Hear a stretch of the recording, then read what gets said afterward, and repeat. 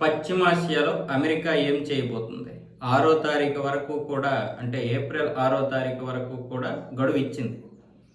గడువు ఇచ్చినా సరే గట్టిగానే ఏదో ప్లాన్ చేస్తుంది. గడువులోపే ఇరాన్ని పూర్తిగా భూస్థాపితం, అంటే కర్గు లాంటి దీవిని ఆక్రమించుకోవడం కానీ స్వాధీనం చేయడం కానీ, తన అధీనంలో పెట్టుకొని ఇరాన్ని పూర్తిగా ముప్పు తిప్పలు పెట్టడం, లేదు అనుకుంటే భారీగానే దాడి చేయడం.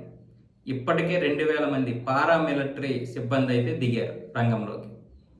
వీళ్ళు ఎలాంటి స్థావరాలనైనా నాశనం చేస్తారు. ఇది కాకుండా యుఎస్ఎస్ ట్రిపోలి, యుఎస్ఎస్ ఆర్లిన్స్, ఇప్పుడు ఈ రెండు కూడా రంగంలోకి దిగాయి. అంటే మొత్తం 7 నుంచి 8 వేల మంది కొత్తగా దిగారు, ఇప్పుడున్నటువంటి సిబ్బంది కాకుండా. ఇంతమందిని రంగంలోకి దించింది. మొన్నేమొచ్చేసి అక్కడ పెంటగాన్ దగ్గర విపరీతమైనటువంటి ఫుడ్ ఆర్డర్లు పెరిగాయి. ఫుడ్ ఆర్డర్లు పెరిగాయి అంటే అక్కడ ఏదో మొత్తానికి జరగబోతుందని నిన్న మొన్న ఒక వీడియో చేసుకున్నాం. ఎందుకు అంటే వాళ్ళు ఏదో పెద్దగా ప్లాన్ చేసినప్పుడు ఇంటికి వెళ్ళరు. ఇంటికి వెళ్లకుండా ఫుడ్ ఆర్డర్లు చేసుకొని అక్కడే తింటారు. అక్కడే తినేసి ఏదో ప్లాన్ చేస్తారు. ఆ విధంగా ఫుడ్ ఆర్డర్లు పెరుగుతాయి. ఫుడ్ ఆర్డర్లు పెరిగాయి అంటే వాళ్ళు ఏదో ప్లాన్ చేస్తారని తిన్నారు. ఇప్పుడు అదే జరగబోతుంది. పశ్చిమాసియాలో ఇప్పుడు అమెరికాకి చెందినటువంటి 7-8 వేల మంది సిబ్బంది వచ్చారు, దిగుతున్నారు. ఇరాన్ కూడా ఇటువైపు ఐఆర్జీసీ బాసిద్ దళాలని కూడా రంగంలోకి దింపుతోంది. అంటే 12 సంవత్సరాలు పైబడినటువంటి ప్రతి ఒక్కరూ యుద్ధంలోకి రావచ్చని పిలిపించింది. దాంతో ఇప్పుడు 10 లక్షల మంది విపరీతమైనటువంటి క్రౌడ్ వచ్చారు, అంటే సైన్యం వచ్చింది. బాసిద్ దళాల నుంచి, ఐఆర్జీసీ నుంచి 12 లక్షల మంది వస్తే 10 లక్షల మందిని ఇప్పుడు ఎక్కడికక్కడ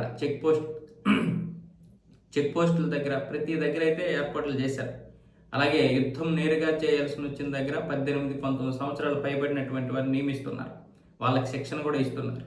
మరికొంతమంది ఐఆర్జీసీలో ఉన్నటువంటి సీనియర్ కమాండర్లు, సైన్యము రష్యా దగ్గర, చైనా దగ్గర బాగానే ట్రైనింగ్ అయింది.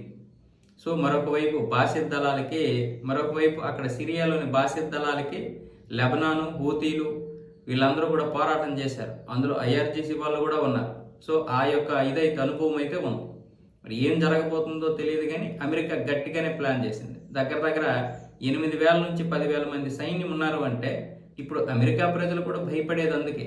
ఎవడ కోసం ఈ యుద్ధం? నువ్వు ఆ సైనికులు చంపేస్తావా?